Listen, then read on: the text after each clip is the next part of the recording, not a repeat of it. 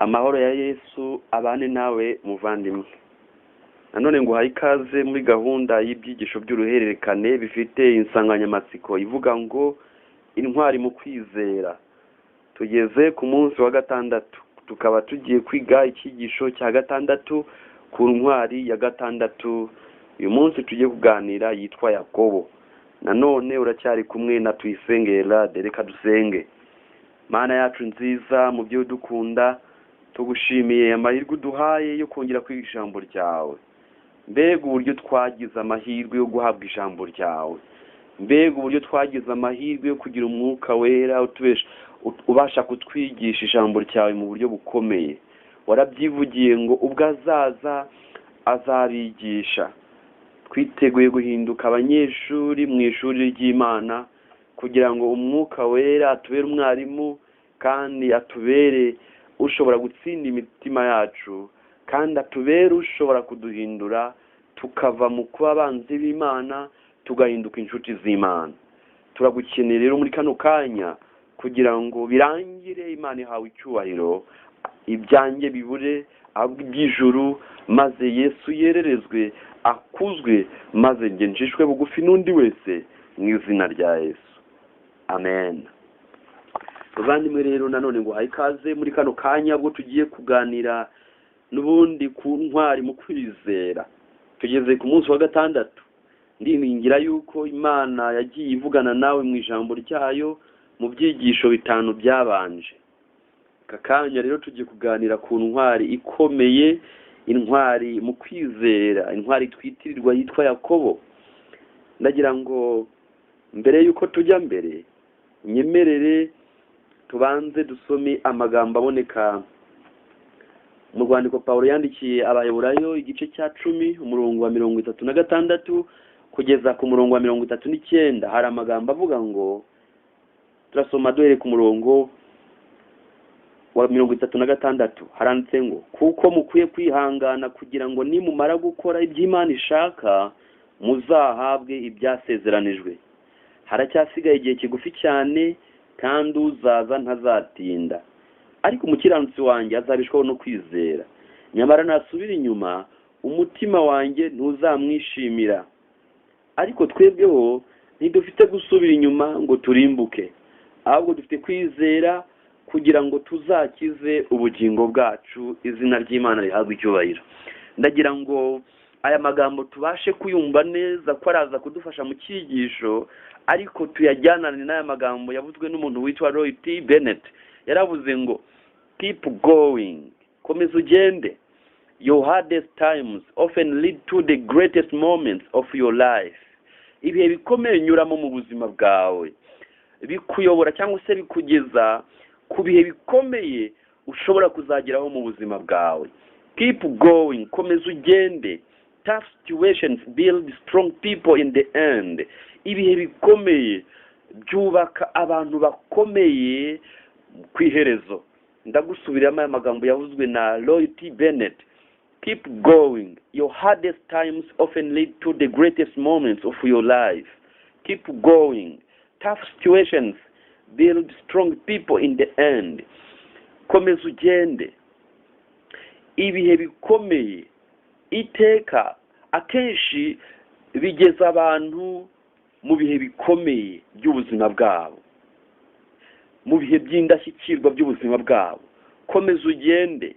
Ibihe bikomeye cyangwa se bigoranye byubaka abantu bakomeye cyangwa se bintarumikwa ku iherezo. Nuvuga ngo uko ukomeza kunyura mu bihe bikomeye, uyu munsi wanyuze mu bisharira, ejo wabinyuzemo, ejo wahuye n'ibibazo. Rero uyu witwa Roy T. Bennett yaravuze ngo burya ibyo bihe bikomeye binyuzemo haba ubwo utamenya ibyabyo neza, ariko akenshi ibyo bihe bikomeye nibyo bigenda neza bikakuyobora mu kugera mu bihe bikomeye by'ubuzima bwawe, mu bihe by'indashyikirwa by'ubuzima bwawe, mu bihe byiza by'indashyikirwa by'ubuzima bwawe. Komeza rero ugende, kuko ibihe bikomeye unyuramo, situation unyuramo zigukomereye, burya izo situation nizo zikurema, nizo zikubaka, zikaguhindura umuntu w'intarumikwa ku iherezo. Rero tugiye kuganira ku muntu witwa Yakobo wanyuze mu bihe bikomeye, ariko ku iherezo bikaza kurangira koko abaye umuntu ukomeye. rero araza kutwigisha ikintu gikomeye kiza gutuma aya magambo dusomye ahinduka ihame mu buzima bwacu. Turasomye urwandiko Pawulo yandikiye Abaheburayo igice cya 10 umurongo wa 36 kugeza ku murongo wa 39, amagambo avuze ngo kuko mukwiye kwihangana kugira ngo nimumara gukora iby'Imana ishaka muzahabwe ibyasezeranijwe. Haracyasigaye igihe kigufi cyane kandi uzaza ntazatinda, ariko umukiranutsi wanjye azabeshwaho no kwizera. Nyamara nasubira inyuma umutima wanjye ntuzamwishimira. Ariko twebweho ntidufite gusubira inyuma ngo turimbuke, ahubwo dufite kwizera kugira ngo tuzakize ubugingo bwacu. Keep going, komeza ugende. Your hardest times often lead to the greatest moments of your life. Ibihe bikomeye unyuramo, ibihe bikomeye ucamo mu buzima bwawe, nibyo bikuyobora mu bihe byawe byiza by'indashyikirwa, mu bihe byiza by'ubuzima bwawe. Keep going, komeza ugende. Tough situations build strong people in the end. Ibihe bikomeye, ibihe bishishana, ibihe bisharira, ibihe bigoranye unyuramo mu buzima bwawe, nibyo bituma uhinduka umuntu ukomeye ku iherezo. Rero ndagira ngo tuganire ku muntu witwa Yakobo. N'ubundi turi mu ntwari mu kwizera. Intwari uyu munsi tuyoganiraho ni intwari ya 6 yitwa Yakobo. Turasoma urwandiko Pawulo yandikiye Abaheburayo igice cya 11 umurongo wa 21, haranditswe ngo kwizera niko kwatumye Yakobo ubwo yari agiye gupfa ahesha imigisha abana ba Yosefu bombi, agasenga yishingikirije ku ipfundo ry'inkoni ye.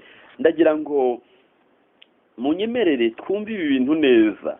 Turagira ngo duhere neza mu gitabo cy'Itangiriro igice cya 25 umurongo wa 27 kugeza ku murongo wa 34. Ndakwibutsa ko igitabo cy'Itangiriro ni igitabo ukwiye guha umwanya, kuko ni igitabo kitwereka insinzi ikomeye abana b'Imana bagiye bahura nazo, ariko kikanatwereka intege nke bamwe bagiye bahura nazo, ariko tukabona n'imbaraga benshi bagiye bagaragaza.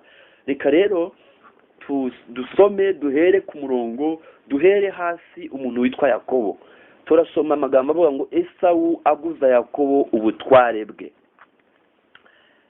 Ariko ndagira ngo uwongere wibuke kuvuka kwa Esawu na Yakobo. Itangiriro 25 umurongo wa 19, reka tubariho duhera kugira ngo tuze kubyumva neza.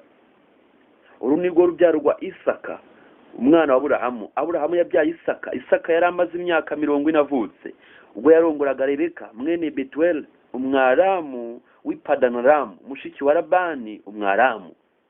Isaka yingingira umugore we Uwiteka kuko yari ingumba. Uwiteka yemera kwinginga kwe. Rebeka umugore we afama inda, abana bakiranira mu nda ye. Aribaza ati ubwo bimeze bityo ibi bimbereye wiki? Aragenda ajya kubaza Uwiteka. Uwiteka aramusubiza ati inda yawe irimo amahanga abiri, amoko abiri azatandukana ahereye igihe azavira mu mara yawe. Ubwoko bumwe buzarusha ubundi amaboko, umukuru azaba umugaragu w'umuto. Maze igihe cyo kubyara kwe gisohoye zari impanga mu nda ye. Gakuru avuka atukura ari cyoya nk'umwenda w'ubwoya, bamwita Esawu. Hakurikiraho gato afasha agatsintsino ka Esawu bamwita Yakobo. Kandi Isaka yari amaze imyaka 60 avutse ubwo Rebeka yababyaraga. Reka noneho tujye ku magambo y'uyu munsi tuyumve neza. Esawu aguza Yakobo ubutware bwe. Abo bahungu barakura. Esawu aba umuhigi w'umuhanga w'umunyeshyamba. Yakobo we yari umunyamahane make, yabaga mu mahema. Maze Isaka yakundiraga Esawu kuko yajyaga arya ku muhigo we. Rebeka we yakundaga Yakobo. Buke Yakobo ateka imboga. Esawu arinjira avuye mu ishyamba akoza. Murongo 30. Esawu abwira Yakobo ati ndakwinginze ngaburira ku bitukura utetse kuri ibyo bitukura byawe kuko nkoza. Nicyo cyatumye yitwa Edomu. Yakobo aramusubiza ati keretse twagura ubutware bwawe uyu munsi. Esawu aramusubiza ati ubu se ko ngiye gupfa ubwo butware bumariye iki? Yakobo aramubwira ati ndahira uyu munsi. Aramurahira agurisha Yakobo ubutware bwe.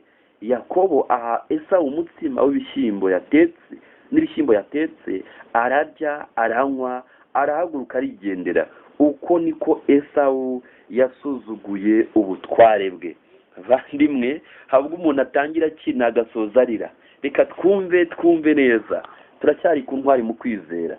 Ndagusabye nguze gukurikira neza, duhere ku murongo tuze kumva ibi bintu neza. Tugiye gukoresha igitabo cy'abakurambere n'abahanuzi.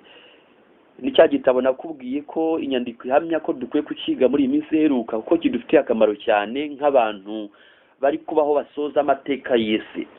Tugiye gusoma icyigisho cya 16, twumve neza ibi ngibi. Yakobo na Esawu, abana b'abahungu ba Isaka, bavutse ari impanga, bagize itandukano rinini mu mico no mu mibereho yabo. Uko kudahuza kwari kwarahanuwe na marayika w'Imana bataravuka. Ubwo yasubizaga amasengesho ya Rebeka wasabye yashengutse, yavuze yuko azahabwa abahungu babiri, amwishurira uko bazabaho mu gihe kizaza. Umwe azaba umutware w'ubwoko bukomeye, n'undi nawe akaba we, ariko ko umwe azakomera kurusha undi, kandi yuko umutoya azatwara umukuru. Esawu yakuze akunda kwishyira imbere, kandi ibitekerezo bye byose byahugiraga ku mibereho y'umunsi wose, kuko atashoboraga kwihanganira kuguma hamwe. Yanezezwaga no guhiga, nyamara niwe se yatoneshaga. Uwo muhungu mukuru yarengaga imisozi n'ibutayu adatinya, agatahana umuhigo, kandi akavuga ibitekerezo bishimishije byabaga byerekeye uburyo yabaga yananijwe no guhiga. Ndashaka cyane ko wita kuri iri jambo rikomeye riza kugena itandukaniro hagati ya Yakobo na Esawu. Haranditswe ngo Esawu yakuze akunda kwishyira imbere, kandi ibitekerezo bye byose byahugiraga ku mibereho y'umunsi wose. Batubwiye ikintu gikomeye, ibintu bibiri byarangaga Esawu. Icyambere, Esawu yakundaga kwishyira imbere. Vandimwe, ndatinya cyane yuko iyi mibereho ya Esawu yaba ari imibereho yawe, ariko turaza kubibona ku musozo. Nubwo yaba yari imibereho yawe, dufite Imana ihindura amateka. Haleluya. Dufite Imana ihindura amateka, ibintu bigahinduka. Umuntu wari ufite kamere itandukanye n'ubushake bw'Imana agahinduka umuntu Imana ikunda. Icya kabiri cyarangaga Esawu, ibitekerezo bye byose byahugiraga ku mibereho y'umunsi wose. Iki kintu kirakomeye. Ni ukuvuga ngo Esawu yari umuntu ubaho muri present gusa, yabagaho mu ndagihe. Yo nuvuga ngo wa mugani uvuga ngo amavuta y'umugabo namuraye ku mubiri. Nuko Esawu yari ateye. Nuvuga ngo yari nk'aba bantu bajya ku kazi bagakorera umushahara w'umunsi, bagahita bawurya wose bakawumara, ntabyo kuvuga ngo ejo oya. Esawu yari umuntu ubaho, ariko akabaho mu ndagihe. Ubuzima bwe bwari indagihe gusa, ntabwo yagiraga amaso abasha kurenza indagihe. Nuvuga ngo niba yarasohoye muri 3, ubwo amaso yari muri 3, muri 9 ntiyabaga hareba.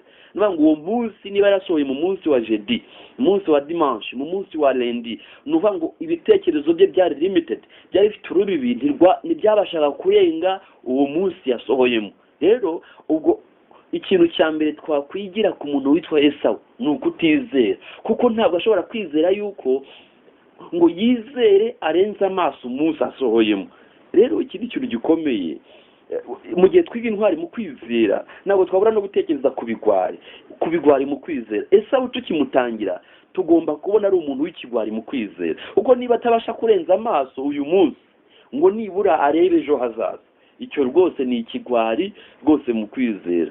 Kandi ntabwo bitangaje ko afite bene nyina na bene se n'abarumuna be uyu munsi. Hari abantu b'ibigwari uyu munsi. Umuntu aba yifite ubuzima bushari uyu munsi, ari muri tough situations, ari mu bihe bimukomereye, ubuzima bwanze, akiberaho nka Esawu atabasha kurenza amaso ibihari muri uyu munsi. Ndagira ngo rero ubwo twiga intwari mu kwizera, tuzirikane ko kugira ngo umuntu ahinduke intwari mu kwizera biramusaba kurenza amaso ibihe bigoranye ari uyu munsi, Nyamuntu nagira ngo nkwibutse muvandimwe, byashoboka yuko ukomereye uyu munsi, ariko se n'ukubera iki wakomeza kuba Esawu uyu munsi? Oya, gerageza ukura amaso kuri ibyo ngibyo. Ahubwo hanga amaso ikindi kintu. Uhanga amaso undi munsi. Hari amagambo nakubwiye igihe twigaga intwari ya 4 yitwa Aburahamu, avuga ngo gundira ukwizera ushikame, ibintu bizagenda neza. Hashobora kubaho imirabubu, ariko imvura ntishobora kugwa iteka ryose. kuki utagira kukwizera gundira ukwizera ushikame ibintu bizagenda neza hashobora kubaho imirabubu ariko imvura ntishobora kugwa iteka ryose iki kintu ndagira ngo ucyumve tutangira icyigisho cyacu uyu munsi yuko abantu benshi impamvu bahindutse ibigwari mu kwizera nuko ari ba Esawu b'uyu munsi wiba Esawu uyu munsi ahubwo renza amaso uyu munsi uhanga amaso ibyiza ari abantu baba pessimist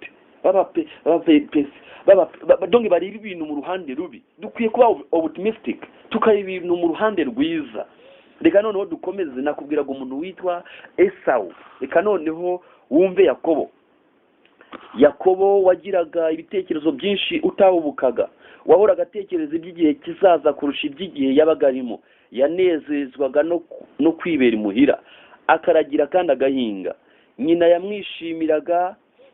yamwishimiraga kwihangana yagiraga kutarangara no kwita ku byazaza ingeso ze z'ubugwaneza zashimishaga nyina kurusha ineza Esawu yagiraga rimwe na rimwe no kwirata kwe Rebeka we yakundaga Yakobo kuruta Esawu na Yakobo bigishijwe yuko ubukuru ari ingenzi kuko umukuru atagombaga kuragwa n'ubutunzi bw'isi gusa ahubwo yagombaga kuragwa n'ubutware mu byerekeye gushikama ku Mana wajyaga kuzabuhabwa yagombaga kuba umutambyi w'umuryango kandi mu rubyaro rwe akaba ariho hazava umucunguzi w'isi ndagira ngo mbabwire imigani y'igicibwa n'abantu bakuru hari umugani ucibwa ngo akamasa kazakenya inka kazivukamo undi mugani uravuga ngo amata azakenya umugabo uyabonera mu nama iki kintu mukiteho nuba ngo abana ba Yakobo na Rebeka hari ikintu tubonye gikomeye cyabagaragaje nuba ngo mu ntangiriro ryabo direct bahise bikarifiye bahita bigaragaza yuko uruhande barimo kuko bigaragaye yuko Esawu hari uruhande direct yagaragayemo ariko Yakobo nawe hari uruhande yagaragayemo ariko sinabura kurenga nagaragaje favoritism nagaragaje uku gutonesha kwagaragaye mu babyeyi baba bana biragaragaye yuko Esawu yafavorizwaga cyangwa se yatoneshwaga na se Isaka naho Yakobo yatoneshwaga na nyina ibi kandi ntabwo ari byiza uyu murage nimuza kubona muraza kuwusanga warakurikiranye Yakobo kugeza ubwo uza kuboneka no mu bana azabyara iki wenda ntabwo ari konsani yacu ntabwo aricyo tugendereye cyane ahubwo nagira ngo mwumve iyi mico tubonye Yakobo wagiraga ibitekerezo byinshi utahubukaga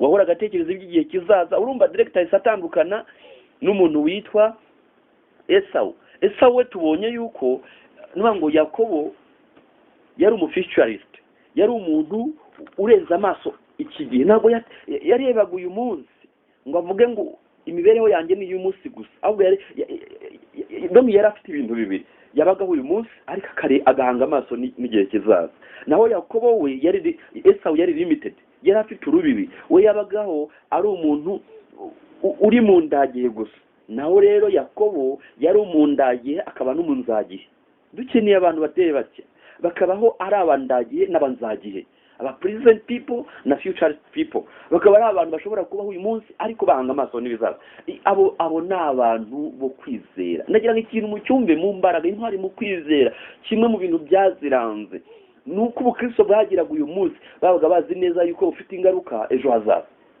naho hari abantu babaho imibereho bakaba bazi yuko imibereho y'uyu munsi itaza kugira ingaruka ejo hazaza dukeneye kubaho turi abakristo ku buryo tuzirikana yuko amahitamo tugira uyu munsi ashobora kugira ingaruka ejo hacu hazaza vandimwe iki kintu kirakomeye kugira ngo umuntu ahinduke intwari rero tumaze kumva uko abo bantu bari bateye reka mwumve ku rundi ruhande hari inshingano ufite ubukuru yagomba kuzuza wagomba kuragwa imigisha y'ubukuru yagomba kwegurira ubugingo bwe gukorera Imana mu ishyaka ry'umugore mu ishaka ry'umugore mu mubano abana nabo mu muryango we mu mibereho ye n'abandi yagombaga kugisha inama ubushake bw'Imana ni ukuvuga ngo kugira ngo umuntu azabone uyu mugisha w'umwana w'imfura hari ibintu yagombaga kwitondera icyambere mu ishaka ry'umugore mu mubano abana nabo mu muryango we, mu mibereho ye n'abandi, yagombaga kugisha inama ubushake bw'Imana. Isaka yamenyesheje abahungu be ayo mahirwe n'ibyangombwa byagengaga, anababwira atabahishe yuko Esawu umwana w'imfura ari we ufite uburenganzira bwo guhabwa ubutware. Ariko Esawu ntiyakundaga gusenga, ntiyakundaga no kuba umunyedini, ntiyari yishimiye ingingo yagombaga kuzuza zazerekeranye n'ubutware mu byo gushaka Imana, ndetse kuri we zamubuzaga kwinezeza. Esawu yabonaga yuko amategeko y'Imana n'uburyo Aburahamu yagombaga gukomeza amasezerano ye n'Imana byari uburetwa, kuko yihugiragaho akumva ntacyo yifuza nk'umudendezo wo gukora ibyo ashaka. Kubwe ubutegetsi n'ubutunzi, kurya no kunywa no kwinezeza byari umunezero. Yanezezwaga n'umudendezo usesuye w'imibereho ye yo kuzerera nk'inyamaswa. Yemwe reka mbabwire bavandimwe, hari abantu bajya bigisha ibintu bya destiny, ibintu by'igeno. Urabona direct uyu mwana witwa Esawu yari afite, niwe wari waragenewe umugisha w'umwana w'imfura. Ariko ndagira ngo mbabwire ikintu gikomeye abantu bajya bavuga. Hari igihe umuntu abyuka akavuga ngo niba nzajya mu ijuru, niba ntazajyayo simbizi, Imana nibizi n'ibigeni. Oya, ndagira ngo mbibutse ko twese twagenewe kuzahabwa ubugingo buhoraho. Igeno ry'agakiza ni iby'ubuntu kuri twese. Ariko ndagira ngo mbabwire ikintu gikomeye, ntabwo Imana, God doesn't make our destiny. Imana ntabwo ari igeno ryacu, ahubwo a man makes his own destiny. A man makes his own destiny. Umuntu niwe wigenera igeno rye, niwe uritegura. Nubwo Imana yatugeneye ubugingo buhoraho, ariko hari uruhare, ugomba kubihitamo. Kandi niba ngo iki icyigisho cya Yakobo na Esawu ni icyigisho kitwereka neza ububasha bw'amahitamo. Muvandimwe, byashoboka yuko ubaho uko wishakiye, udakunda gusenga, udakunda kwiga ijambo ry'Imana, udakunda kuba mu by'Imana. Buriya hari amahitamo, hari uruhande uri gupiganira. Ni ugupiganwa, ni nka competition, ni nk'amarushanwa. Yakobo na Esawu, kuba Yakobo yarakundaga kubana n'Imana, akunda gusenga, akishimira iby'Imana, buriya hari uruhande yari ari kwitoza kubamo. Noneho Esawu kuba yarakundaga kwirira, kwinywera, akibera kwikorera ibyo kwinezeza, hari uruhande yari ari gupiganira. Ndagira ngo ubwire yuko kuva wavuka kugeza uyu munsi, wavutse ujya muri competition, wavutse ujya mu marushanwa. Kuva wavuka kugeza uyu munsi uri mu irushanwa.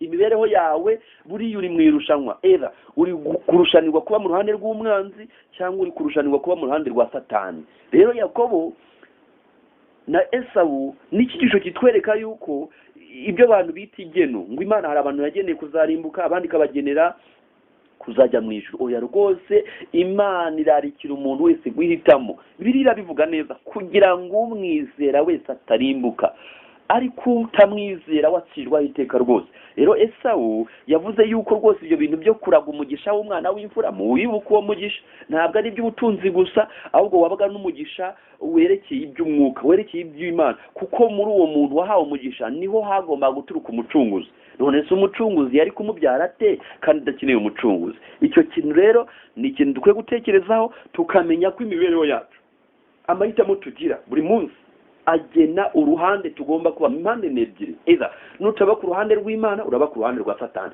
Kandi imibereho n'amahitamo ugira nibyo bigaragaza uruhande ugomba kubamo. Rebeka yanditse amagambo ya marayika, maze ahera ko amenya neza kurusha umugabo we imico y'abahungu babo. Ubwo yari atagishidikanya yuko amasezerano y'Imana yari yateganyijwe Yakobo, yibutsa Esawu amagambo marayika yari yaravuze. Ariko Isaka yakundaga umuhungu we mukuru cyane, ku buryo amagambo ya Rebeka atigeze agira icyo amuhinduraho mu migambi ye. Yakobo yari yaraburiwe na nyina yuko ari we uzahabwa ubutware, kandi yaranejejwe n'ibyiza azabona kubw'iyo mpamvu. Si ubutunzi bwa se yifuzaga, yashakaga ubutware mu byo gushaka Imana, gushyikirana n'Imana nka Aburahamu, gutamba igitambo cy'umuhongano, kuba sekuru w'ubwoko bwatoranyijwe bwa Mesiya wasezeranywe, kuraga ubutunzi budashira buvugwa mu masezerano ngaya amahirwe n'icyubahiro yari akeneye cyane. Ngaho ni mu nyumvire, Yakobo yigaragaje nk'umuntu ukeneye rwose guhabwa uyu mugisha. hari igihe umuntu abaho imibereho igendereye isa rwose n'umuntu wifuza kurimbuka, undi akabaho imibereho rwose isa n'umuntu wifuza kubona ubugingo. abo bantu baratandukanye. Muvandimwe nagira ngo ngutere umwete, nujya wumva mu bugingo bwawe harimo umugambi uteye utya, ukumva urifuza kwiga ijambo ry'Imana ubikunze, ukumva urifuza gukunda amateraniro, ukumva muri wowe urifuza, ukumva muri wowe harimo ijwi rikurarikira kwanga icyaha. Amagambo ari mu gitabo cy'Ubugana Yesu aravuga ngo niwumva umutima wawe ukurarikira ugusaba guhinduka ukundi, ugusaba kwanga icyaha no kukigendera kure, ngo ujye umenya yuko umwuka w'Imana yifuza gukorana nawe. Niwumva rero uteye utyo, ushaka gusenga, ukumva ushaka kumvira Imana, ukumva iby'ibyaha urabyanze, ukumva ibya Satani ntubikunze, ibiganiro bibi ntubikunze, iby'ubusambanyi ntubikunze, iby'ubujura ntubikunze, ujye umenya ko buriya uri kwitoza ikintu cyiza. Iyo mbaraga ntukayicecekeshe, ujye ukomeza ube muri urwo ruhande rwayo. Imana irifuza kugutoreza ikintu gikomeye kandi nta kabuza izaguha umugisha.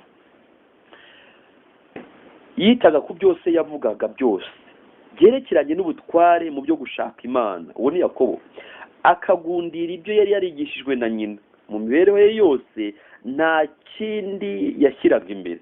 Ariko Yakobo yari ataragira ubumenyi buhamye bw'Imana yubahaga. Umutima we wari utarahindurwa mushya n'ubuntu bw'Imana. Yahoraga yiga uburyo yabona imigisha mwene se atitagaho, nubwo kuri we yari ifite agaciro kenshi cyane. Uyu munsi hari ibintu by'agaciro abana b'Imana baha agaciro, ariko abana bo kurimbuka ntibayiha agaciro. Uyu munsi n'uyu munsi dufite Yakobo na Esawu. Abo bana n'uyu munsi baracyariho mu bantu. Imibereho yawe, ese ubona uri Yakobo cyangwa ubona uri Esawu? Niba wita ku by'Imana kandi ukumva ufite amatsiko, nubwo waba wibonaho intege nkeya, uracyari mu cyerekezo cyiza, komeza ujye mbere, ugundire Imana. Imana izakora n'ibindi. Iyakoze bya bindi byo kumva ko umutima wawe wifuza Imana, ndagira ngo mbwire yuko izakora n'ibindi. Nihuse rero, Bibiliya igaragaza yuko Esawu igihe cyarageze agurisha ubutware bwe. Nuvuga ngo amahitamo yagiye agira buri munsi, uko yagiye yubaka imibereho ye buri munsi, imibereho ya buri munsi yagiye igena ikintu gikomeye. Umva none Esawu agurisha ubutunzi bwe. Umunsi umwe ubwo Esawu yatahaga ananiwe cyane avuye guhiga, asaba Yakobo ibyo kurya yari ateze. Undi yari aboneyeho akanya ko kumuha ibyo kurya, ariko akabigura ubukuru bwe. Ubu se ko ngiye gupfa, ubwo butware bumariye iki? Nakubwiye yuko Yakobo yari umuntu wo mu ndagihe. Esawu yari umuntu wo mu ndagihe, yari umuntu he was a present people. Yari umuntu ubaho mu ndagihe, ngo amavuta y'umugabo ntamuraye ku mubiri. Ariko Yakobo we yari umuntu wo mu w'indagihe n'inzagihe. He was a present and a futurist people. Yari umuntu w'ingenzi ureba uharanira ubukristo bwo mu ndagihe n'ubwo mu nzagihe. Yakobo Esawu ati bimariye iki? Kubw'isahane y'isupu itukura amuha ubukuru bwe, abihamishije indahiro, kugira ngo abone ibyo yifuzaga muri ako kanya. Agurana umurage we wera Imana ubwayo yari yarasezeranyije base. We yishakiraga iby'ako kanya gusa. Yari agiye kubura iby'ijuru kubw'iby'isi. Ibyiza yajyaga kuzabona mu minsi izaza, akabigurana kwinezeza uwo mwanya. Uko niko Esawu yasuzuguye ubutware bwe. Igihe yabutangaga yumvise hari umutwaro atuye. Urumva ko wari umutwaro kuri we. None hagakora ibyo yishakiye.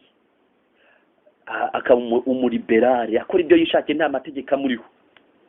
Kubw'uwo munezero wa kinyamaswa, umunezero ngirwa kwigenga, benshi baracyagurisha uburenganzira Imana yabahaye bakivuka bw'umurage udashira wo mu ijuru. Esawu yashatse abakobwa babiri b'abaheti, ariko kuko basengaga ibigirwamana bitera Isaka na Rebeka agahinda gakomeye cyane. Esawu yari yishingiye imwe mu ngingo z'amasezerano yabuzaga ubwoko bwatoranyijwe gushaka mu bapagani. Nyamara Isaka yari agishaka kumuha ubutware bw'umuryango. Imyaka myinshi irahita, igihe Isaka yarageze mu zabukuru n'amaso ye amaze kuba ibisonga yenda gupfa, yiyemeza guha umuhungu we mukuru umugisha adatindiganyije. Ariko kuko yari azi yuko Rebeka na Yakobo batabishakaga, ahitamo gukora uwo muhango wera rwihishwa. Uwo mukambwe abwira Esawu ati, enda ibyo uhigisha, ikirimba cyawe n'umuheto wawe, ujye mu ishyamba umpigire umuhigo, untekere inyama ziryoshye, mbone gugurisha umugisha ntarapfa. Rebeka abwira Yakobo uko byagenze, maze amutegeka kubuza Esawu guhabwa umugisha. Yizeza umuhungu we yuko nakurikiza amabwiriza ye ari buwubone nk'uko Imana yari yarabisezeranye. Yakobo ntiyahereye ko yemera. Igitekerezo cyo kubeshya se cyaramushenguye. Icyaha nk'icyo kizana umuvumo aho kumuhesha umugisha. Ariko iyo mico myiza yaraneshejwe, maze guhitamo ibyo nyina amubwiye. Ntiyari afite umugambi wo kubeshya se ku mugaragaro, ariko amaze kugera imbere ya se yumva byarangiye nta kundi yagira, hanyuma ahabwa uwo mugisha yifuje akoresheje uburiganya. Mwibuke ko mu cyigisho cy'ejo nababwiye yuko habwa umuntu yifuza kunyura inzira za bugufi, inzira z'ipanya, kugira ngo abone umugisha w'Imana. Ariko mbavandimwe, nababwiye yuko niba Imana yifuza yuko ugera i Kigali cyangwa se ugera ahantu runaka ukoresheje ibirometero 10, ugashaka kugerayo ukoresha kilometero 1, ni ukuri uzagerayo. Ariko hari ibintu bibiri bishobora kukubaho. Icyambere, ushobora kugerayo uri inkomere, cyangwa se ntunagere ukageraho wapfuye. Rero bavandimwe, dukeneye kugendera kuri ritime y'Imana, tukagendera ku njyana y'Imana, umuvuduko w'Imana. Twe kugendera ku muvuduko wacu, dukwiye gutuza Imana ikadutwara, tukagera nayo. Umugisha n'ubundi Imana yari yavuze yuko Yakobo azawubona, kandi Yakobo yari yujuje ibyangombwa byo guhabwa umugisha w'umwana w'imfura. Ariko ku munota wa nyuma Satani aramuriganya, akora icyaha, ntiyabona umugisha, ahubwo abona umugisha mwibano, ari wo muvumo. Ndagira ngo wenda dutaruke Bibiliya igaragaza uburyo byagenze, tubona ingaruka z'uburiganya uko byagenze. Yakobo turamureba ahunga, ariko tunabona umuntu witwa Esawu araza arira, tubona asabana amarira umugisha. Urabisoma mu Itangiriro 27 umurongo wa 30. Isaka arangije guhesha Yakobo umugisha. Yakobo akiva mu maso ya Isaka ise, Esawu mukuru we arahiguka, nawe ateka inyama ziryoshye azizanira se. Abwira se ati, data, byuka urye ku muhigo w'umwana wawe, kugira ngo umpeshe umugisha. Isaka se aramubaza ati, urinde? Aramusubiza ati, ndi umwana wawe w'imfura Esawu. Isaka ahinda umushyitsi mwinshi cyane ati, ninde wahize umuhigo akawunzanira? Nkaba nariye kuri byose utaraza, nkamuhesha umugisha, kandi koko azanawuhabwa. Esawu yumvise amagambo ya se, aboroga umuborogo mwinshi w'umubabaro. Abwira se ati, jye nanjye mpesha umugisha data wambyaye. Aramusubiza ati, murumuna wawe yazanye uburiganya, yiba umugisha wawe. Aramubwira ati, Yakobo ni Yakobo koko, izina ryo muntu. Ubu ni ubwa kabiri andiganya.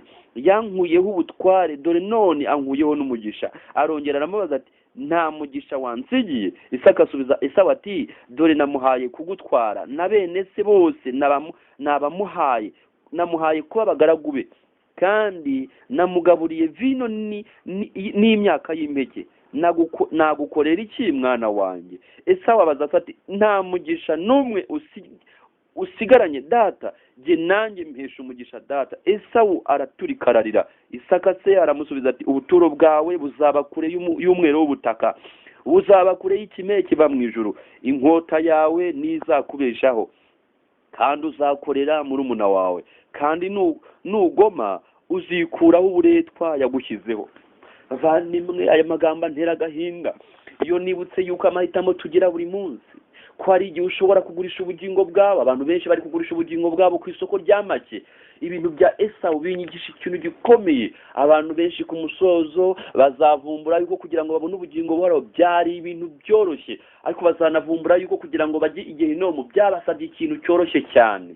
Vanimwe, ndareba umurongo muremure igihe Satani n'abadayimoni be ndetse n'abanyabyaha igihe bazabatonza umurongo bajya igehinomu. Ndabareba cyane igihe Satani azakebuka akareba umurongo muremure uzaba umuri inyuma, maze akareba abantu bose yayobeje, maze akababwira ikintu giteye agahinda, akababaza ati, mwajyagahe? Ko gukurikira Yesu byari byoroshye, ko icyo byasabaga gusa ari ukumwizera. Mwajyagahe? Ko mwari muzi yuko ingororano ntanga, ko mwabisogamaga muri Bibiliya, ko mwabibwirijwe yuko amaherezo yanjye ari ukujya igihinomo, mwajyagahe? kuki mutabizibukiriye? mwajyagahe? ko gukurikira Yesu byari byoroshye, mwajyagahe? ko mwari muzi ko ingorano yanjye ari ugupfa? kuki mwari muzi ko ingorano ya Yesu ari ubugingo? kuki mutamuhisemo? maze abitakane ababwira ati nuko nimuze mwebwe abo nahaye umuvumo, mushyane nanjye muraga umuriro w'iteka, maze mukongoke mushire mubure ubugingo by'iteka. mbega agahinda gakomeye! abantu benshi bazavumbura yuko bahisemo kugurana ubugingo buhoraho isahane y'ibishyimbo, akamanyu k'umutsima katumye benshi babura ubugingo buhoraho. bavandimwe, ni ukubera iki tutakwinginga Imana muri kano kanya ngo idushoboze kwemera kunyura mu bikomeye? hari amagambo nakubwiye ngitangira avuga ngo keep going, komeza ugende. Your hardest times often lead to the greatest moments of your life. ibihe bikomeye unyuramo haba ubwo byakubera ibihe byiza bituma uzagera ku bihe byawe by'indashyikirwa by'ubuzima bwawe bwose. Keep going, komeza ugende. Tough situations build strong people in the end. ibihe bikomeye ucamo ibigusaba kwihangana, ibihe bikomeye byo kwicwa n'inzara, ibihe bikomeye unyuramo byo kwihangana, haba ubwo byabiri kukubaka ukazahinduka umuntu ukomeye mu buzima bwawe bwose. Esawu yanze kwemera kunyura mu bikomeye, yemera kunyura mu byoroheje, ariko bimuhindura umuntu woroheje, bimuhindura umuntu w'umutindi ku iherezo. Avandimwe, dukeneye kwemera kwihangana kunyura mu bikomeye, kuko burya amakoma ava ahakomeye. Avandimwe, umuntu witwa Yakobo yarazi ibyo arimo, nuko yabigezeho nabi. tumubona Yakobo, muraza gusoma Yakobo arahunga, tumubona ahunga. ikintu kimbabaza bavandimwe, hari igihe umuntu ashaka akazi mu buriganya, agashaka ibintu mu buriganya, ugasanga yarakize, ariko ndagira ngo nkubwire nta mugisha uboneka mu kumvira Imana. Yakobo yabonye umugisha mwibano. Yakobo byamugizeho ingaruka, yakundanaga na nyina bikomeye, ariko umugisha yabonye byatumye atandukana na nyina muri ubu buzima. niyongeye guca nyina iryera amaso, niyongeye kumubona, kuko yaramubeshye atuma akora icyaha. maze nk'ingaruka ya mbere, nyina yakundaga, kandi na nyina wakundaga umwana we, ntibongeye kubonanira muri ubu buzima. niba nyina yarihannye, bazabonanira mu bwami bwo mu ijuru. burya icyaha gisiga itongo, icyaha ni kibi kiragatsindwa. icyaha ni ikintu kibi. tubona Yakobo arahunga, aragenda ajya kwaka akazi, ajya kwa Labani, maze atenderayo igihe kirekire. igihe yatenderaga yari yakunze umukobwa we, maze aramukunda. mu gihe yamukundaga byabaye ngombwa ko amutendera imyaka 7. igihe yamutenderaga imyaka 7 irangiye, nabonye kera kugira ngo umuntu abone inkwano byari ibintu bikomeye. uyu munsi bavandimwe, njya mbona nk'iyo umuntu agiye gushaka, haba ubwo ugenda bakaguca, reka tuvuge kuguca. hari igihe bakwaka inkwano, bakakwaka 2,000,000 cyangwa se 1,000,000, ukavuga utaye amafaranga ni menshi, ariko naje gutekereza nsanga ayo mafaranga ni makeya cyane. niba hari umuntu wakoye inkwano nyinshi nabonye mu buzima bwanjye, ni umuntu witwa Yakobo. kugira ngo abone inkwano byamusabye gukora imyaka 7, umushahara w'imyaka 7 kugira ngo abone umugore wa mbere. niyo nkwano yatanze. none twebwe 1,000,000 ushobora kuyikorera no mu cyumweru kimwe, cyangwa se no mu mwaka umwe, cyangwa se no mu minsi ingahe, bitewe n'umushahara ukorera. ariko Yakobo byamusabye inkwano iri ku rwego rwo hejuru. ariko ntabwo aricyo ngiye ndereye kuvuga, ahubwo arangije baramwishyura icyaha yakoze cy'uburiganya, nawe baramuriganya. baravuga ati no, mu muco wacu ntabwo umuntu atwara umukobwa muto, umukuru agihari. baravuga ati niba ushaka n'uriya muto, emera, hari ikintu ugomba gukora. nuko ikintu cyabaye gikomeye, bimusaba indi myaka 7 kugira ngo abone umugore yakundaga. byamusabye ikintu gikomeye, byamusabye inkwano y'imyaka 14. biza kurangira bigenze neza, aramubona Yakobo. tumubona iyo mu buhungiro, aragenda abaho mu buzima bukomeye. icyaha ni ikintu kibi bavandimwe. akabiyo, aragenda aratungana, arakira, umukire, abona amatungo, abona abana. ariko ndagira mubabwire ikintu gikomeye, icyaha ni ikintu kibi. yamaze imyaka myinshi, icyaha ntabwo gisaza. abantu bazabona igitabo nanditse muzagisoma ku ngingo ivuga icyigisho kivuga penuweli yanjye bwite, muzasoma ku ngingo ivuga ngo icyaha kidasaza. Havana hari igihe umuntu agenda asaza akagira imyaka 10, 20, 30, ariko hari icyaha yakoze ku myaka 10. Mu gihe agenda asaza akagira imyaka 50, 60, 70, ariko ndagira ngo mbabaze, icyo cyaha kirasaza imbere y'Imana? Oya, igihe utakihanye icyo cyaha gikomeza kuba gishyashya imbere y'Imana, gihorana ubushyashya. Yakobo yasazaga mu byaha, yasazaga mu myaka, ariko icyaha yakoze kicyanditswe imbere y'Imana ari gishyashya, nta inyuguti zacyanditse zitarigeze zisaza. Mbega uburyo ibyaha twakoze kera tutihamye bicyanditswe imbere y'Imana. Yakobo aragenda umukire, Yakobo aragenda abona imitungo, abona abana, abona abagore, ariko nagira ngo mbabwire ikintu gikomeye, umutima wa Yakobo n'ubundi ukomeza kugira agahinda. Nagira ngo mbabwire icyaha ni ikintu kibi. Hari agafoto nigeze nkora ndagasharinga, reka mbabwire ukuntu navuze ku cyaha. Ni mu gihe hariho Ebola, karavuga ngo icyaha ni kibi kurusha Ebola. Nakavuzeho ibintu 14. Icyambere, icyaha kibyara kurimbuka. Kabiri, icyaha gisiga itongo. Gatatu, icyaha gitanya inshuti. Kane, icyaha cyambura umuntu ijambo. Gatanu, icyaha gihindura intwari ikigwari. Gatandatu, icyaha ni ikimungu kidasaza, ubwo ni kanseri. Karindwi, icyaha gikoza umuntu isoni. 8, icyaha cyoreka imbaga. 9, icyaha gitanya umuntu n'Imana. 10, icyaha gitera ubutindi. 11, icyaha gitera kwangara. 12, icyaha gitangira kiryoha kurusha ubuki. 13, icyaha gisoza kirura kurusha umuravumba. 14, icyaha ni umucengezi utamenywa. Vandimwe, kuri Yakobo ibintu yabyumvise neza, nubwo yari afite byose hari kimwe yarabuze. Mbega ikintu gikomeye yarabuze. Nubwo yari afite ibintu, afite n'abantu, ariko icyaha yari yarakoze n'ubundi yakomeje kukibuka. Ndabibutsa ko icyaha yakoze yagikoreye Imana, agikorera na Esawu. Rero ibyo byakomeje kubiburiramo amahoro. Vandimwe, hari igihe muri iyi minsi umuntu abaho akimahoroniza, akiha amahoro, ariko ndagira ngo mbabwire, Yesaya yaranditse ngo nta mahoro y'umunyabyaha ni Uwiteka avuga. Reka tubone Esawu nawe yakomeje kubaho, maze igihe kiragera Yakobo noneho yifuza gutaha. Mu gihe yatashye afite ibintu, afite n'abantu, hari kimwe yaburaga amahoro. Nyamara yari yarahawe umugisha w'umwibano umubera umuvumo. Rego uburyo abantu benshi bafite ubutunzi bagiye babona mu mahugu, bamwe bagiye babibona mu manyanga, ariko imbere y'Imana byanditswe ko ibyo bintu atari umugisha, ni umuvumo. Reka tumubone Yakobo aratashye, ageze mu nzira, yibaza uko ari bubigenze. Tugiye gusoma amagambo mu gitabo cy'abakurambere n'abahanuzi. Ubwo tugeze mu itangiriro igice cya 32. Ni amagambo avuga umuntu witwa Yakobo. Yakobo turamubona atashye, turamubona noneho agiye gukirana na marayika. Igihe yakiranaga na marayika yabanje kugira iyerekwa, abamarayika b'Imana baramwiyereka. Nuko nagira ngo twumve Yakobo noneho akirana na marayika. Abakurambere n'abahanuzi tugiye kureba mu cyigisho cya 18, marayika akirana na Yakobo. Kari akarere k'imisozi kadatuwe uretse inyamaswa zo mu gasozi, abambuzi n'abicanyi. Yakobo adafite uburinzi ubwo ari bwo bwose, arunama ahagaritse umutima cyane, maze arasenga. Hari mu gicuku, abo yakundaga bose bashoboraga kugira ibyago cyangwa bagapfa. Igitekerezo cy'uko icyaha cye aricyo kizaniye kurimbuka abatari urubanza kiramusharirira. Ako kanya yumva ukuboko gukomeye kumufashe, atekereza yuko ari umwanzi ushaka gukuraho ubugingo bwe. Mu mwijima bombi bakomeza kugundagurana, umwe ashaka uburyo yakubita undi hasi.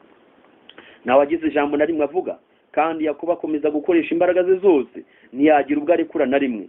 Icyo gihe ubwo yarwanaga ku bugingo bwe, icyaha cye gikomeza kumuremerera mu mutima. Ibyaha bye birahaguruka ngo bimubuze Imana. Ariko ageze hari yibuka amasezerano y'Imana, bakomeza gukirana kugeza mu museke. Uwo muntu Yakobo atarazi akora ku kibero cye, maze ahita aremara. Nibwo uwo mukurambere yamenye yuko yakiranaga n'intumwa y'Imana. Niyo mpamvu imbaraga za Yakobo zenaga kuruta iz'abantu basanzwe, zitashoboye gutuma anesha. Yari Kristo, marayika w'isezerano. Icyo gihe Yakobo yari yaremaye ababara cyane, ariko ntiyamurekura. akomeza kugundira marayika afite umutima wihana kandi ashenjaguritse, ararira amwingingira kumuha umugisha. Uyu mugisha yatse wa kabiri ni uwuhe? Ko yari yarawubonye, wa wundi yari yaramaze kuvumbura ko ari umugisha mwibano, ntiyari yarigeze awuboneramo amahoro. Ndagira ngo mbibutse ikintu gikomeye mwabavandimwe mwe, iyo dusomye amagambo akomeye dusoma muri Zaburi ya 29, hari amagambo akomeye tuhasanga. Zaburi ya 29 umurongo wa 11 haranditswe ngo Uwiteka azaha ubwoko bw'imbaraga, Uwiteka azaha ubwoko bwe umugisha ari wo mahoro. Ndasubiramo, Uwiteka azaha ubwoko bwe umugisha ari wo mahoro. Rero Yakobo arasenga ati, aramubwira ati umugisha yakaga ni uwuhe? Ko yari yarawubonye awibye. Uwo mugisha mwibano ntiwigeze umuha amahoro. Yari akeneye amahoro y'Imana, yari akeneye kubana amahoro n'Imana, yari akeneye kugira amahoro yo mu mutima. Aramubwira ati sinkure kurutampawe umugisha. Ibyo yavuze byerekanaga umuntu wihana, gukiranirwa kwe, ariko kandi wizera umurava w'Imana ikomeza isezerano. Yakobo yakiranyije marayika aramutsinda. Uwo munyabyaha wazaniwe gupfa no gukiranirwa kwe yakiranye n'Imana aranesha. Yari yagundiriye amasezerano y'Imana mu maboko ye, yahindaga umushyitsi, kandi umutima wuzuye urukundo rutagira akagero ntiwajyaga kwanga kwinginga kw'abanyabyaha. Izina rya Yakobo rihinduka Isirayeli. Igicumuro cyatumye Yakobo akora icyaha cyo kubeshya ngo ahabwe umurage mu buriganya gishyirwa imbere ye ubwo ku mugaragaro. Ntiyari yizeye amasezerano y'Imana, ahubwo yashatse ku giti cye uburyo yakora iby'Imana yajyaga gukora mu gihe cyayo no mu buryo bwayo. Ikimenyetso yahawe cy'uko yari yababariwe nuko izina rye ryahinduwe agahabwa iry'urwibutso rwo kunesha. Haleluya! Ntucitwa Yakobo uriganya undi ukundi, ahubwo uzitwa Isirayeli, kuko wakiranije Imana n'abantu ukanesha. Imibabaro yo mu mibereho ye yari irangiye. Gushidikanya, inkeke no kwiheba byari byaramuteye kugira imibereho y'umubabaro, ariko noneho byose byari bihindutse. Amahoro yo kwiyunga n'Imana yari meza.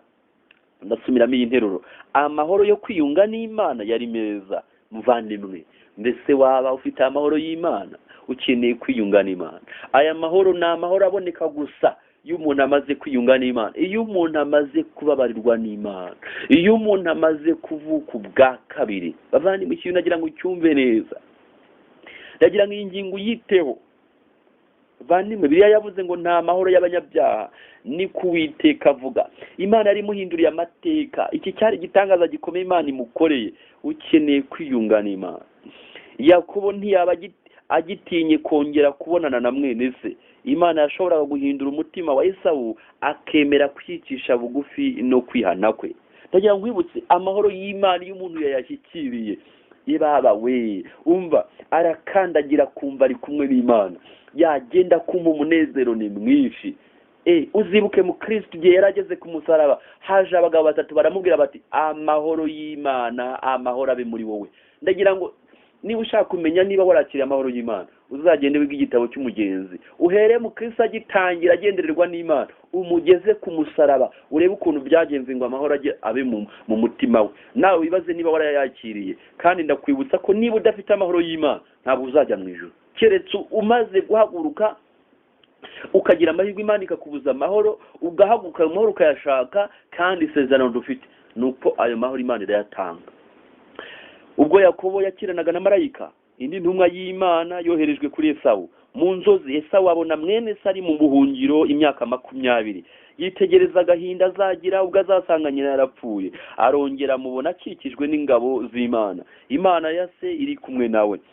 Amaherezo barahura. Uwo mutware w'ubutayu n'ingabo ze na Yakobo n'abagore be n'abana be bakurikiwe n'imirongo miremire y'imikumbi n'amashyo. Uwo mukurambere akomeza kugendera ku kabando. Bigaragara ku maso yuko afite umunaniro yatewe no gukirana. Yakomeje kugenda buhoro buhoro kandi ababara, ariko mu maso he hari umucyo umuntu agira abitewe n'umunezero n'amahoro. Haleluya! Abonye iyo ndembe yari yaremaye, Esawu arirukanka ajya kumusanganira, aramuhobera, bombi bararira. Ndetse n'imitima y'abasirikare b'inkazi ba Esawu yakozweho. Ntibashobora gusobanura uburyo umutware wabo yari yahindutse. Ari amagambo anezeza ngo umunezero uransabye. Hari igihe umuntu yibaza atari kuriya muntu nahemukiye buriya nzamugera imbere byemere. Ikibazo gihari banza umenye ko uwo wabanje guhemukira ari Imana. Ikibazo gikomeye ufite ntugifitanye n'umuntu, ugifitanye n'Imana. Igihe Yakobo yamaraga gukemura ikibazo afitanye n'Imana, ibibazo yari afitanye n'abantu byari birangiye. Turasomye ngo ubwo Yakobo yakiranaga na marayika, indi ntumwa y'Imana yoherejwe kuri Esawu, maze iyo ntumwa y'Imana iragenda yoroshya umutima wa Esawu. Nimuza gukurikira neza muraza gusanga ko Yakobo yari ari mu nzira ataha, agerageza gukora ibishoboka byose ngo ategure uburyo ubwiyunge bwe na Esawu buza kugenda. Amwoherereza impano agira ate, ariko ibyo byose Esawu ntiyabyitaho. Ariko marayika w'Imana ageze kuri Esawu yoroshya umutima. Muvandimwe, ndagusaba ngo ngutere umwete, banza ukemure ikibazo ufitanye n'Imana. Umwuka w'Imana banze yinjire mu bugingo bwawe, ubanze ugirana amahoro n'Imana. Babandi uvuga ngo bakubabarira, ndakubwiza ukuri, ndabyibuka rimwe nigeze kuba mfite amateraniro nko muri 2015.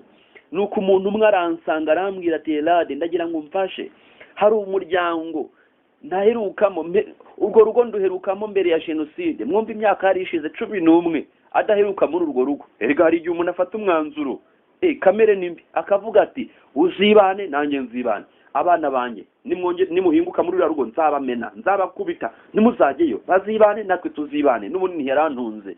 Ugafata umwanzuro uteye ucugayitse, ukavuga uti azibane nzibane, hakabaho hari inzigo, hari akarongo utarenga.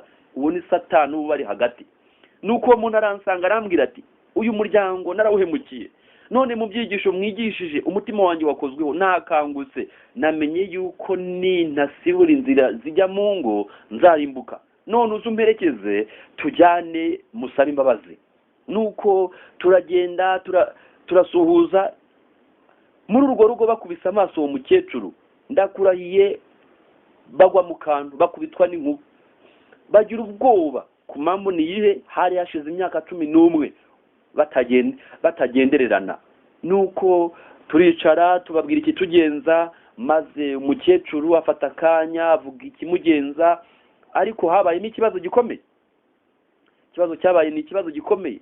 Igihe yamubwiraga ibyaje gusabira imbabazi, umukecuru baraganira, ariko uwo muntu yasabaga imbabazi aramubwira ati nibyo byonyine, bya bindi kutabivuze, bya bindi kutabyemeye. Umukecuru aratsemba ati ibyo ntabyo nakoze, twasoje nabi, ntabwo byagenze neza, twaratashye. Ariko bukiye ndongera nigishije umukecuru, arongera aransanga, nahuye n'urugamba, arongera aransanga arambwira ati Elade we, bya bindi yambwiye nabyo naje gusanga nibyo ari byo, uze kumperekeza dusubireyo, maze nabyo mbimusabira imbabazi. Maze turagenda, tuhageze turongera turasuhuza. Umukecuru avuga ikimugenza, maze wa muntu aramubwira ati nabyo ndabyemera. Maze umva ikintu cyantangaje, barahoberana, abantu bari bamaze imyaka 11 batagendererana. Mbega imbaraga y'Imana, barahoberana. Hari ikintu ntababwiye, ariko ku nshuro ya mbere ubwo twajyagayo, uwo mubyeyi yaramubwiye ngo ntabwo wigeze untanga mu Badivantiste, wanciye mu ijuru, wanciye mu rusengero, unciye no mu ijuru, ariko kuba utemeye ibi bintu, nabyo ngo bisabe imbabazi. Iryo juru sinzaryama, ariko nawe ntawe uzakandagira.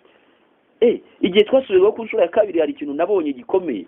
Barahoberanye, baranezerwa, turasenga. Ikintu cyantangaje, ku isabato yakurikiyeho uwo mubyeyi yaje gusenga. Ndagira ngo ubwire yuko bantu wanze gusaba imbabazi, bantu wanze kwaturira ibyaha byawe, wabafungiye amarembo agana mu bwami bwo mu ijuru. Gerageza ubanze ubana amahoro n'Imana, ukemure ikibazo ufitanye n'Imana, maze za nsika zose ziratagurika, maze Imana yongere igufashe. Inzira zawe zijya mu ngo zirasibuka, ubana amahoro n'Imana, ariko ubana amahoro n'abandi. Uvandimwe, niba hari umuntu utatinyuka gusuhuza uyu munsi, niba hari umuntu utatinyuka gusura, niba hari umuntu utatinyuka kwicarana nawe ku ntebe mu rusengero, umenye yuko ijuru ririmba ntaryo uzajyamo, n'iryo ku rurimi. Ukeneye gukorerwa igitangaza nk'icyo Yakobo yakorewe, akagirana amahoro n'Imana. Rero ndagira ngo dusoze, ariko dusoze ku ngingo ivuga ngo igihe cy'umubabaro wa Yakobo kizaza. Ibyo Yakobo yabonye muri rya joro ryo gukirana n'umubabaro yagize, byerekana ibigeragezo abana b'Imana abantu b'Imana bagomba kunyuramo hasigaye akanya gato ngo Yesu aze ubwa kabiri. Turasoma Yeremiya 30:5 n'uwa 7 ngo twumvise ijwi rizanywe n'umushyitsi n'ubwoba, si iry'amahoro. Ayi, uwo munsi urakomeye, nta wundi umeze nkawo, ni igihe cy'umubabaro wa Yakobo, ariko azakirokokamo. Kristo nahagarika umurimo we wo kuba umuhuza w'abantu n'Imana, icyo gihe cy'umubabaro kizatangira. Ubwo kandi umwanzuro w'urubanza rw'umuntu wese uzaba waramaze gufatwa, kandi nta maraso y'impongano azaba akiriho yo koza abantu akabakuraho ibyaha. Byatangazo rikomeye rizavuga ngo ukiranirwa agumye akiranirwe, uwanduye mu mutima agumye yandure, umukiranutsi agumye akiranuke, uwera agumye yezwe. Byahishwe 22:11. Nk'uko Yakobo yari afite ubwoba bwo kwicwa na mwene se, niko n'abantu b'Imana bazatezwa umubabaro ukomeye cyane n'abakiranirwa, kandi abakiranutsi bazagumya batakambira Imana amanywa n'ijoro kugira ngo ibarokore. Satani yari yarareze Yakobo imbere y'abamarika b'Imana asaba kumurimbura kubw'icyaha cye. Yagerageje kumuhatira gutekereza icyaha cye kugira ngo amuce intege maze ave ku Mana. Igihe Yakobo yatakambaga kandi arira, abamarika b'Imana bashatse kugerageza kwizera kwe, maze nabo bamwibutsa icyaha cye kandi bashaka no kumuvaho.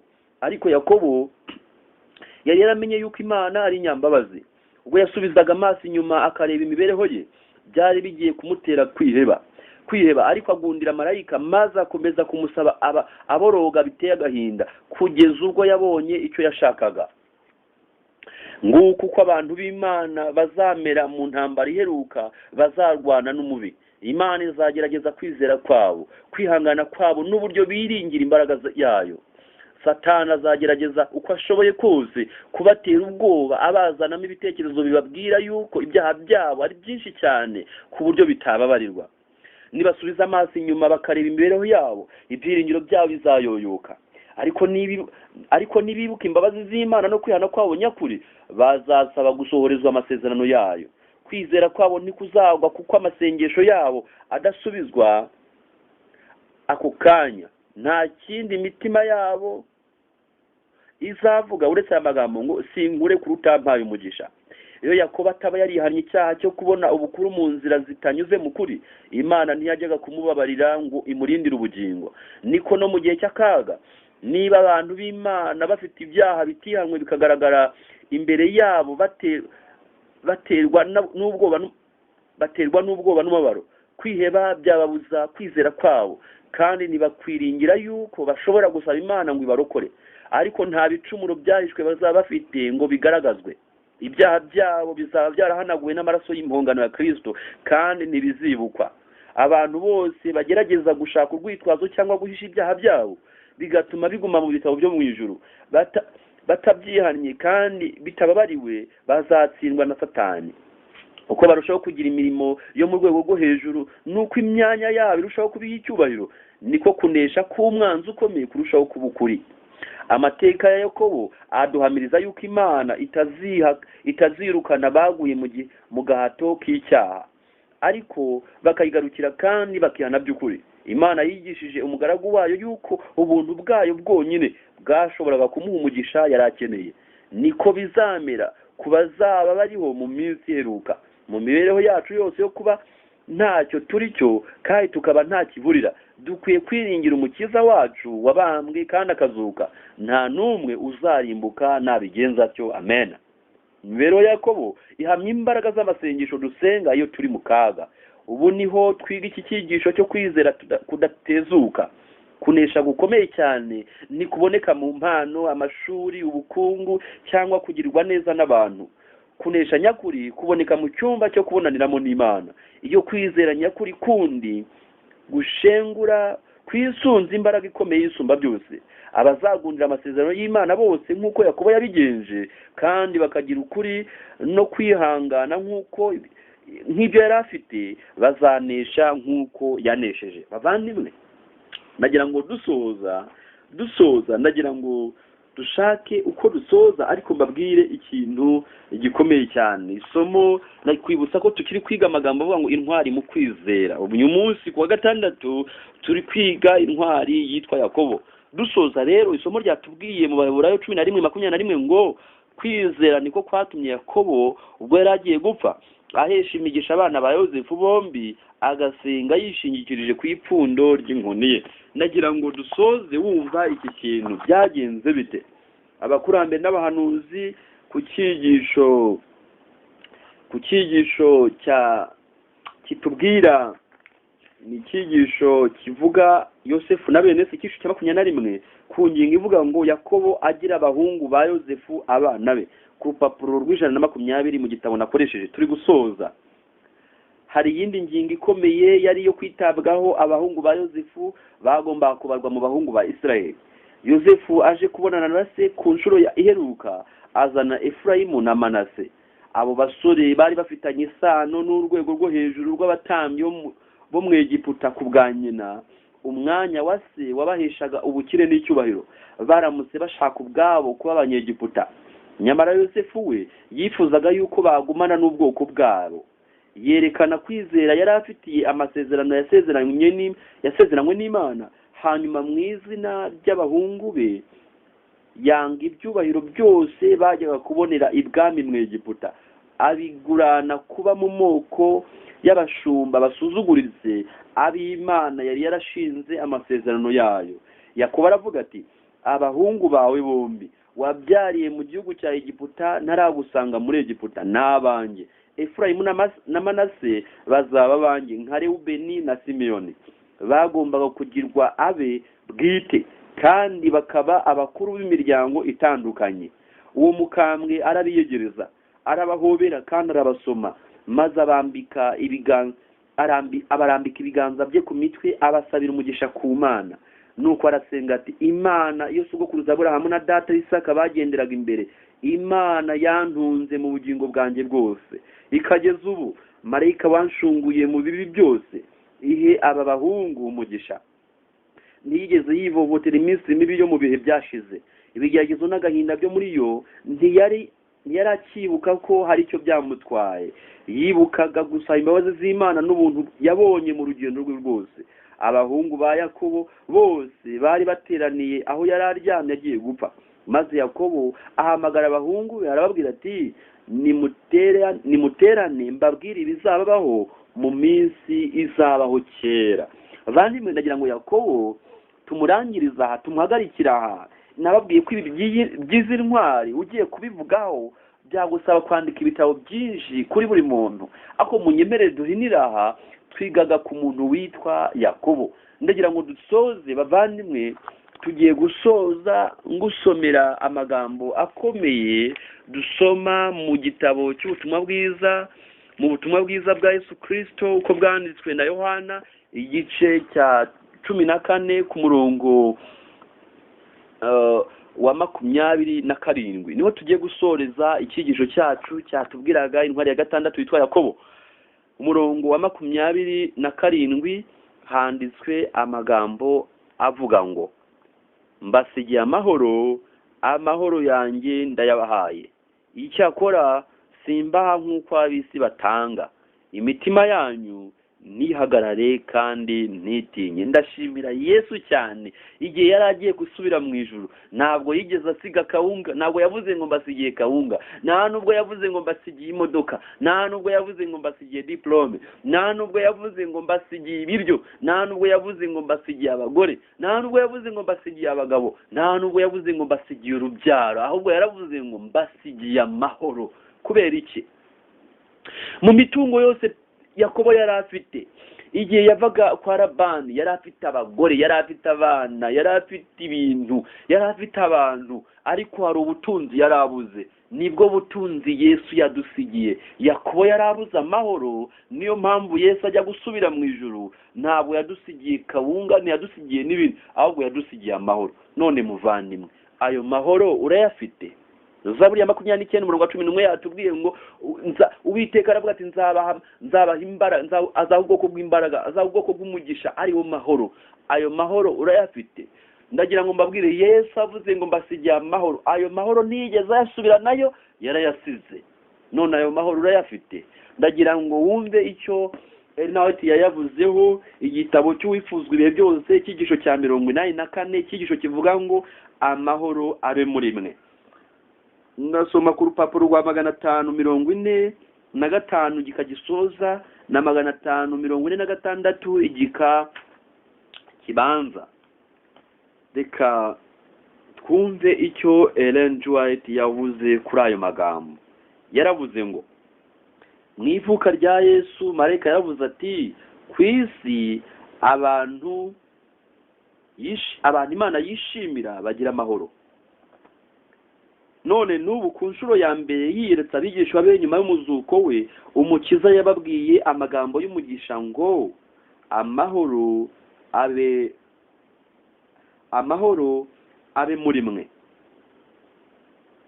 Yesu ahora yiteguye kubwira imitima iremerewe no kutizera n'ubwoba iby'amahoro. Yesu ahora yiteguye kubwira imitima iremerewe no kutizera n'ubwoba, ahora yiteguye kubabwira iby'amahoro. N'uyu munsi arabisonze, arabyifuza cyane.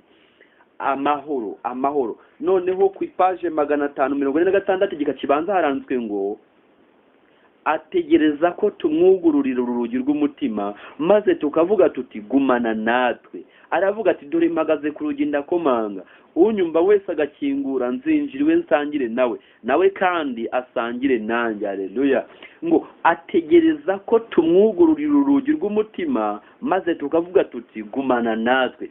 Niba utarigeze ufungura urugi rw'umutima wawe ngo Yesu ature muri wowe, nawe uture muri we kugeza ubwo amagambo asohora ngo mugume muri jye, nta mahoro y'Imana wigeze ubona. Kandi Yesaya yarabivuze ngo nta mahoro y'abanyabyaha ni Uwiteka avuga. Ndasoza ngusabira ngo ubutunzi, birashoboka ko waba ufite imodoka ndetse ufite n'indege cyangwa uteganya no kubigeraho, ufite umugore, ufite umugabo, ufite akazi, umushahara umeze neza, ariko nagira ngo nkubwire ntiwabirusha Yakobo. Yakobo yari umutunzi kuko Imana yari yamuhaye umugisha umugisha Isaka yamusabiye yarawuhawe bigaragara, ariko hari uwo yabuze umugisha w'Imana, umugisha w'amahoro, abura amahoro. Nagira ngo mbabwire, hari umuririmbyi waririmbye indirimbo, mbabajwe no kuba ntabanje kwandika ayo magambo. Ndumva yitwa Yvonne, yaririmbye indirimbo irimo amagambo yamfashije avuga ngo ushobora kuba uri umutunzi, ushobora kutavuga neza ariko ijambo nshaka ndarivuga. Ushobora kuba uri umutunzi ukomeye, ufite ibintu byinshi, ariko amahoro wararumbije. Abantu benshi bararumbije amahoro. Ndumva ari mu ndirimbo ivuga ngo millionaire. Niba avuga iyo ngingo ivuga ngo ushobora kuba ufite ibindi ariko amahoro wararumbije. Ndagira ngo mbabwire, nitwakira Imana ntago tuzarumbya amahoro, ahubwo azarumbuka. Ndagusabira ngo Imana ikugire neza. Ushobora kuba ufite ibindi ariko ubuze kimubuza amahoro. Ayo mahoro rero ntashobora kuboneka ukigundira icyaha mu bugingo bwawe. Ayo mahoro ni amahoro aboneka akurikirana n'ijambo rikomeye. Mu Kristo yarabwiye ngo amahoro abe muri wowe. Undi aramubwira ngo ibyaha byawe urabibabariwe. Ibyaha byawe bitarababarirwa nta mahoro ushobora kugira. Mu isaha y'akaga abana b'Imana igihe bazibuke ibyaha byabo Satani yabibubukije, kuko babyatuye bakabona amahoro y'umutima. Igihe Satani azaba ashaka kubiba amahoro, Yesu azababwira ngo ubuntu bwanjye burabahagije. Kubera iki? Barabyatuye babana n'Imana amahoro. Ndagira ngo rero dusoreshe indirimbo ya 296 ivuga ngo amahoro masa. Umutima wanjye urasingiza Imana mu ndirimbo y'umunezero, nifitiye amahoro ava mu ijuru yuzuye mu mutima wanjye. Amahoro masa aturuka ku Mana gusa. Amahoro masa aturuka ku Mana gusa. Nyamuneka tunganya ubugingo bwanjye n'urukundo rutarondorwa. Mfite amahoro aruta ubutunzi, yuzuye mu mutima wanjye, kandi nta muntu wabasha kuyanyaga. Ntawe naho yakwigira ate. 3, yambereye ubuhungiro nijoro, bituma mbuwa Yesu gusa. Nta cyampangara ku manywa na nijoro, ntacyo rwose haba na gito. 4 gitero, reka mvuga ibya wa mudugudu mwiza, uwo nzabona nkanezerwa. Mu ndirimbo abera bazaharirimbira, imwe n'iyi ngiyi, wumva ngo amahoro masa aturuka ku Mana gusa. Nyamuneka tunganya ubugingo bwanjye n'urukundo rutarondorwa. Igika cya nyuma, nubwo nubwo nanyuraga mu makuba y'isi nkabura umuntu umpumuriza, umutima wanjye n'inshuti y'ukuri yangotesheje amaboko ye. Amahoro masa aturuka ku Mana gusa. Nyamuneka atunganya ubugingo bwanjye n'urukundo rutarondoreka. Nsoje ngusabira ngo amahoro ya Yesu abane nawe. Uzajya ukunda kumva nkunda kuyitangiza ngusuhuza ngitangira icyigisho. Ubwo nibwo butunzi bukomeye bugiye kubeshaho abantu. Ayo mahoro niyo atuma umukene abaho, niyo atuma umukire abaho, ariko iyo utayafite uri umukire ndakurahiye uraryama ukabura ibitotsi. Ariko iyo uri umukene uyafite uraryama ugasinzira, uri umukire uyafite uraryama ugasinzira. Soje rero nkwifuriza ngo amahoro ya Yesu abane nawe mu izina rya Yesu.